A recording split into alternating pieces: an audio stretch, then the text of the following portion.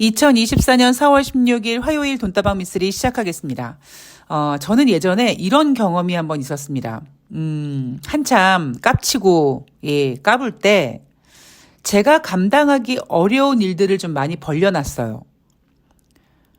그래서 어느 순간부터 좀 무섭더라고요. 문제는 뭐냐면 제가 그거를 멈추기 어려운 지경까지 간 겁니다. 그래서 저는 밤마다 내가 더 이상 감당하기 어려운데 이 문제가 나중에 어떻게 끝날까? 어떤 끝맺음이 펼쳐질까라는 생각을 한 적이 있었죠. 그리고 이제 그 이후에 제 이제 인생이 나락으로 떨어지는 일을 경험하기 시작했습니다. 그러니까 굉장히 고통스러웠죠. 왜냐하면 제가 감당하기 어려운 일을 벌려놓고 그거를 꾸역꾸역 유지하다 보니까 나중에는 그 어떤 결과를 해결하는 상황에서 제가 버틴 만큼 더 오랫동안 힘들었고 더 고통스럽고 뭐 그랬습니다. 그래서 제가 그 다음에 받은 교훈은 내가 할 수 있을 만큼만 하자. 제가 여러분들께 미쓰리가 돈 벌고 싶어 하는 이유는요. 뭐 좋은 사람들과 같이 오랫동안 함께 했으면 좋겠어요 라고 그런 꿈을 꾸게 된 이유도 뭐냐면 사람이 돈이 많으면 좋겠죠. 그죠? 뭐 말이 그렇지 건물이 있었으면 좋겠고 많았으면 좋겠고 땅도 있었으면 좋겠고 매일매일 주식으로 막 엄청나게 돈을 벌고 싶은 그런 욕심은 당연히 있지 않겠습니까? 그런데 제가 그때 얻은 교훈으로 정말 오랫동안 고생을 하면서 드는 생각은 왜 이렇게 우하다 보면은 나도 모르게 막 휩쓸려가지고 막 이렇게 막 간단 말이에요. 예를 들면 좀 한동훈 같은 경우죠. 하다가 보니까 막 국민의힘 비대위원장까지 되고, 막 정치뽕 맞아가지고 막 정신줄 놓고 있고, 그러니까 이제 정치 막 또 하고 싶고, 막 이런, 그러니까 이게 뭐라 그럴까, 자기가 설 자리가 아닌데, 어찌어찌 그렇게 하다 보면 막 뽕 맞고 그러면 할 때 막 정신줄 놓고 막 그렇습니다. 그래서, 그냥 내가 무리하지 말자. 그리고, 내 거가 아닌 것 같으면 욕심내지 말자. 제가 욕심이 굉장히 많은 사람이거든요. 뭐 늘 말씀드리지만 저는 무남동녀였단 말이에요. 무남동녀 외동딸에 그냥 우리 할머니가 그냥 야 세상에서 네가 최고야 이렇게 길러주셔가지고 정말 옛날에 정말 오만방자 개싸가지였는데 어쨌든 그렇게 바닥을 치고 정신을 좀 차리고 이 지경이 됐습니다. 이 모양이 됐습니다. 그래서 저는 항상 인생을 살면서 드는 생각은 뭐냐면 적정선을 유지할 수 있는 거, 그리고 무리하지 않는 거, 그리고 항상 뭐든지 제자리가 있더라. 그래서 제가 요즘 들어서 뭐 여러분들한테 뭐 금리 인하에 대한 이야기 해드리면서 금리 인하 기대에 대한 이야기를 해드리면서 뭐 상상 임신이다, 뭐 사상 누각이다 이런 표현을 해드리는 이유가 제가 그동안의 시황을 봤을 때 지금 미국 시장이나 혹은 대한민국 증시나 지금 자리가 여전히 높다라는 겁니다. 특히 대한민국 증시는 여전히 높다라고 생각을 합니다. 저는 지금 대한민국 코스피 시장은요. 한 2,400에서 2,500 정도? 그것도 감지덕지라고 생각을 합니다. 그래서 뭐 2,800 가고 2,900 가고 3,000 가고 이런 얘기를 하는 전문가들을 제가 비웃는 이유가 뭐냐면 야, 상상임신도 어느 한계에 봉착하면 이거 상상임신이다라고 현실을 직시하게 되는 타이밍이 오거든요. 아무리 제가 생각을 해봐도 야, 지금 어떻게 2,950포인트를 갈 수가 있어? 지금 어떻게 3,000포인트를 갈 수 있어? 말도 안 돼. 이런 결론을 내렸습니다. 그래서 여러분들이 제가 조금 재수없게 느껴지실지는 모르겠습니다만 저는 오히려 지금 같은 주식시장이 다행이라고 생각을 합니다. 왜냐하면 일명 물갈이를 할 수 있는 시간이거든요.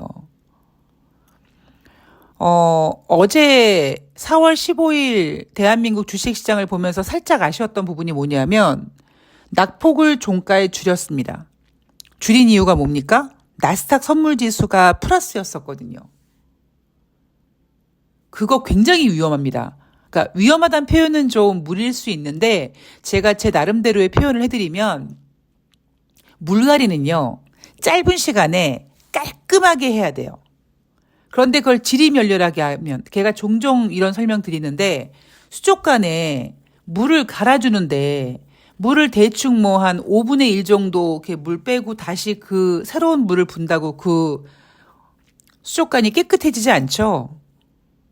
뭐 제일 좋은 건 뭡니까? 수족관에 있는 뭐 돌이며 풀이며 물고기 다 빼내고 그냥 빡빡 씻은 다음에 깨끗한 물을 다시 넣어주는 게 완벽한 청소라면 주식시장에서 그런 상황은 볼 수가 없으니까 대신에 좀 짧은 시간 동안에 아주 해결이 될 수 있는 어떠한 악재를 가지고 빠른 시간 내에 물갈이를 해야 되는 거거든요. 그래서 제가 앞에 방송에서 그런 얘기를 해드렸죠. 앞으로의 시간은 이제 조금 고통의 시간이 올 것이다. 왜냐하면 주식시장이 빠져도 올라가는 종목이 분명히 있습니다. 그런데 이런 상황이 되면 세력들도 일단은 몸을 낮춘단 말이에요. 그런데 4월 15일 대한민국 코스피 시장은 어땠냐면 낙폭을 줄였습니다. 이유는 미국의 나스닥 선물지수가 플러스로 전환되는 걸 보면서 미국 증시가 반등하겠구나라고 생각하고 낙폭을 줄였습니다. 자, 뉴욕 증시 같은 경우에는요. 장 초반에 300포인트 넘는 반등을 보이다가 다시 밀려서 200포인트 넘게 하락했죠. 다우지수가 0.65% 하락했고요. S&P 500이 1.20% 하락했고요. 나스닥이 1.79% 하락했습니다. 미국 증시의 변동폭이 굉장히 큽니다. 4월 15일 대한민국 코스피 시장은요. 외국인들이 팔고 막 그랬는데 미국 증시의 반등을 생각한 개인들이 매수를 했어요. 이러면 어떤 일이 벌어지냐면 시장이 물갈이가 굉장히 지저분하게 오래 됩니다. 제가 여러분들한테 그런 얘기 드리잖아요. 이제는 어느 순간 되면 예전에는 올라가면 더 갈 것 같아. 지금이라도 사야 돼. 막 이런 분위기가 강세였다면 앞으로의 주식시장은요. 올라올 때마다 그래 너 기다려. 내가 더 손해보기 전에 얼른 팔아야지. 이렇게 매물대가 쫙 나온단 말이에요. 그런 상황에서 미국 증시의 반등을 예상한 개인들이 반등할 것 같아. 그리고 막 시장에 뛰어들면서 증시 낙폭을 줄였습니다. 그런데 미국 증시는 500포인트 넘는 변동성을 보여서 하락 마감했고요. 대한민국 주식시장은 어찌 보면 어제보다 더 큰 하락을 볼 수 있죠. 물갈이는 가장 제가 이 바닥에서 물갈이를 깔끔하게 느꼈을 때가 바로 9.11 테러였습니다. 그때는요. 진짜 막 모든 종목이 막 진짜 막 다 아작났잖아요. 굉장히 짧은 시간에. 그런데 굉장히 짧은 시간에 회복이 됐습니다. 그런데 2008년도 금융위기 때도 좀 텀이 있었고요. 그리고 2010년도 유럽발 금융위기 때도 좀 그랬습니다. 그리고 최근에는 코로나, 2020년 코로나 사태 때 굉장히 짧게, 여러분 생각해 보십시오. 그때 막 거의 2000포인트를 확 깨버렸잖아요. 그리고 완전 급반등을 해버렸습니다. 그러면서 그 힘으로 3000포인트까지 밀고 갔죠. 앞으로 증시가 올라오잖아요. 앞으로 증시가 올라오면 사람들은 팔겠다고 덤빌 겁니다. 그럼 올라올 때마다 두들겨 맞고 올라올 때마다 두들겨 맞고 그러면 코스피 상단을 낮출 수밖에 없죠. 제가 매번 빈정거리는 NH투자증권이 얼마 전만 해도 2810포인트 타령하더니 이번에는 2760포인트로 조금 낮췄습니다. 이런 얘기 하잖아요. 이런 식으로 빠지죠. 그러면 다음 주에 뭐 하겠습니까? 또 빼는 거예요. 또 코스피 예상 밴드를 또 하향 조정합니다. 그리고 이제 어느 순간에 애널들은 무슨 소리를 하냐면 당분간 변동성이 지속될 겁니다. 란 얘기를 합니다. 물론 이란과 이스라엘의 이러한 그 지정학적 리스크는 제가 봤을 때는 약간 고의성이 좀 보여요. 제가 여러분 국제유가 올라갈 거예요 라고 얘기하면서 드라이빙 시즌을 들이댔던 것처럼 약간 조금 인위적인 모습이 보입니다. 이걸 어떻게 수습하느냐에 따라 약간 관건인데 미국은 일단 대선이 있으니까 수습하려고 할 거고요. 과연 여기서 이제 국제유가 어느 정도까지 올라와 있으니 산유국들이 얼만큼 이제 동조해 줄 거냐 이런 분위기도 있고 저는 한편으로 살짝 걱정되는 거 이건 제 개인적인 생각인데 올해 11월 달에 미국 대통령 선거가 있는데 조 바이든 대통령이 만약에 대통령 선거 전에 서거한다면 주식시장이 어떻게 될까? 여러분 그런 생각 한번 해보셨습니까? 그러니까 이거는 제가 왜 이런 얘기를 해드리냐면 저는 주식시장에서 철두철미가 아니라 철상철하까지 그러니까 일어날 수 있는 모든 가능성을 가능한 계속 체크를 하라고 하거든요. 그 이슈들 중에서 과연 어디에 힘이 실릴까? 그리고 그 호재나 악재들의 힘이 어느 정도여서 과연 시장에 얼만큼 영향을 끼칠까? 뭐 이런 건데 지금 이란과 이스라엘의 이런 지정학적 리스크는 저는 개인적으로 앞에 방송도 말씀드렸지만 미국 연준이 금리를 인하하고 싶은데 울고 싶은데 누가 딱이 안 때려주나 이런 상황에서 이란과 이스라엘의 지정학적 리스크가 불거졌고 그럼 당장 연준은 글로벌 경기 둔화 우려를 빌미로 금리 인하 카드를 꺼낼 겁니다. 그래서 미국 증시를 안정시키겠죠. 자, 이날 발표된 미국의 경제 지표 3월달 미국의 소매 판매가 발표됐는데 제가 일요일 방송에서 이런 얘기 해드렸잖아요. 그런데 주말 동안에 뭐 지정학적 리스크 나와서 소매 판매 이슈가 좀 줄어들었습니다만 우리 한번 그래도 체크해 볼게요. 예상치는 0.3%보다 상승했었습니다. 그런데 0.3% 상승을 예상했는데 성적표는 전월 대비 0.7%예요. 그럼 굉장히 강하게 나왔습니다. 그럼 여러분 이런 생각을 한번 해보셔야 돼요. 만약에 지금 이란과 이스라엘의 리스크가 없다면 과연 이날 발표된 미국의 3월달 소매 판매를 과연 전문가들은 어떻게 해석할 것인가? 소매 판매는 인플레이션 지표는 포함되지 않지만 미국의 강력한 심리적인 인플레이션 지표로 여겨지고 있습니다. 그런데 이 지표도요. 인플레이션이 떨어지는 상태에서 소매 판매가 잘 나오면 미국 경제 좋잖아. 야, 미국 소비 살아있네.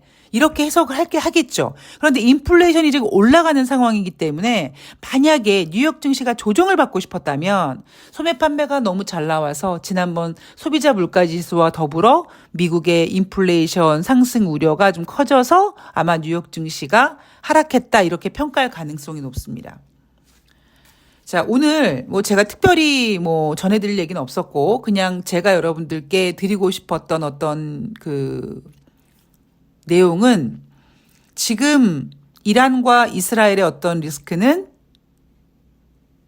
연준의 금리 인하 카드를 위한 재료다라고 생각을 하고 있다라는 이야기를 꼭 해드리고 싶었고요. 두 번째는 앞에 방송에서 말씀드렸듯이 청소의 시간이 필요한데 개인들이 그거를 못 견딥니다. 그래서 매수해가지고 더 시장을 지저분하게 해놔요. 제가 여러분들한테 2400포인트 정도가 오면 미쓰리가 가장 좋아하는 주식시장이다라고 얘기하는 이유가 뭐냐면 그때 되면은요 개인들이 일명 설레발을 못 칩니다.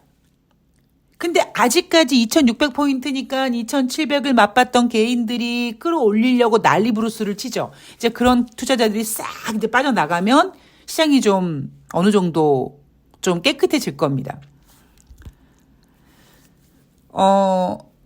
미쓰리 방송의 댓글에 질문을 좀 올려주십시오라고 제가 요청을 드렸는데, 그 중에 오늘 하나만, 나머지 질문도 혹시 기회가 되면 해드릴 거고요.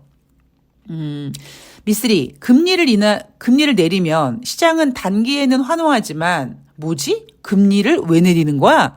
시장이 금리를 버티지 못할 정도야? 라는 생각을 하게 되면서 증시가 박살이 난다고 하는데 금리 인하와 주식시장의 상관관계를 설명 부탁드립니다라고 했습니다.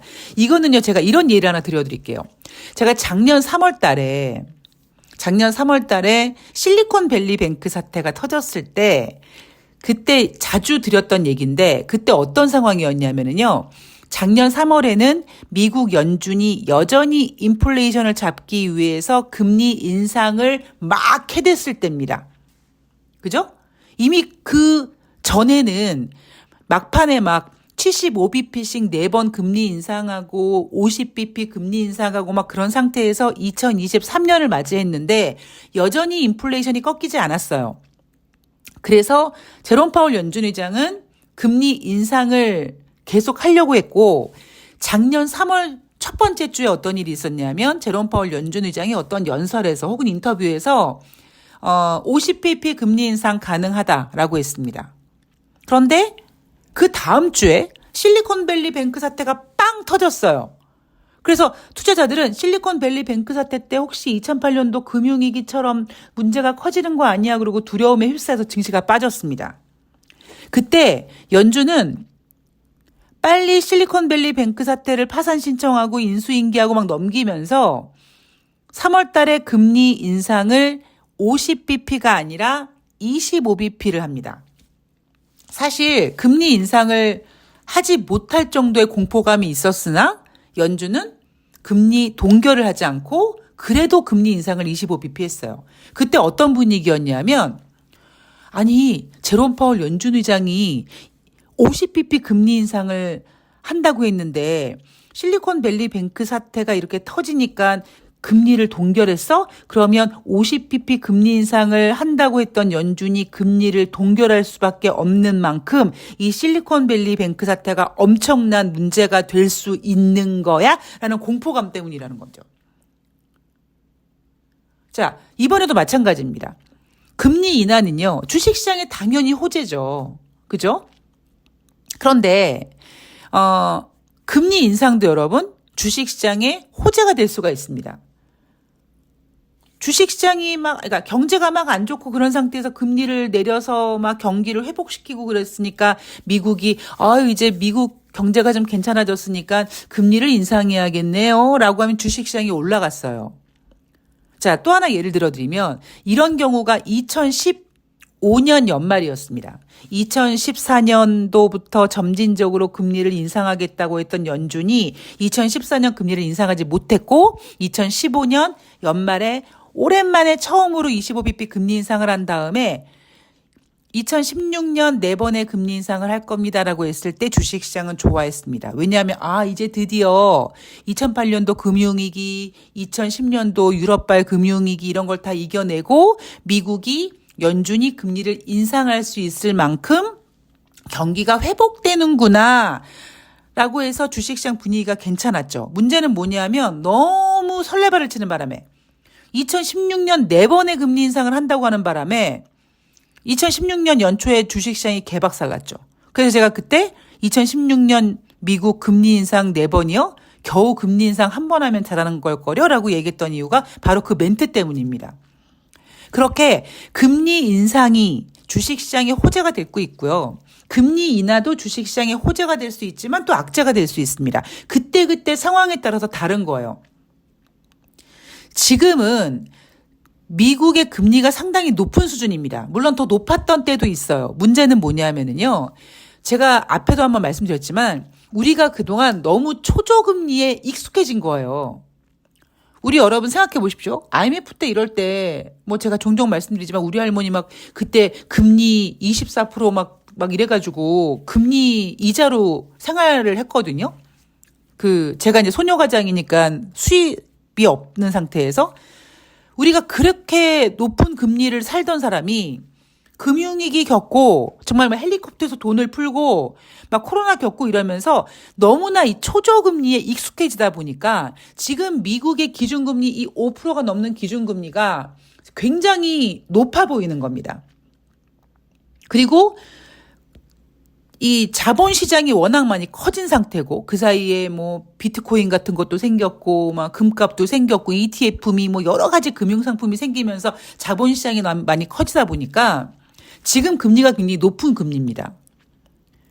근데 작년 11월 달에 10월 달 고용지표가 부진한 거를 보고 이제 연준이 금리를 인하하겠구나라는 생각으로 상상 임신을 하게 됐잖아요. 그때는 뭐겠습니까? 미국 경제가 나쁘지 않다라고 얘기한 상태에서 왜 사람들이 미국 금리 인하에 환호를 내서 상상 임신까지 하게 되고 2026년에 6번에서 7번까지 금리 인하를 확대 해석했겠습니까?